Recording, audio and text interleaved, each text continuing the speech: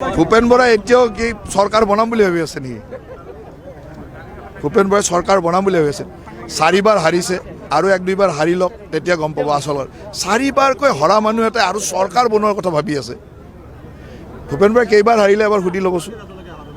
তেওঁক যাই সুধিব যে আপুনি নিৰ্বাচন কেইবাৰ হাৰিছে আৰু কেইবাৰ জিকিছে। 4বাৰকৈ একেৰাহে হৰা মানুহ এটাই যদি চৰকাৰ বনাওঁ বুলি কয়, এইটোতো হাস্যকৰ কথা। গতিকে আপোনালোকে তেওঁলোকৰ নিউজ কিয় বজাই আছে? এইটোৱে গতিকে তেওঁলোকেতো আঁচনিটো ভাল বুলি কৈছেতো, ভাল বুলি কৈছেতো।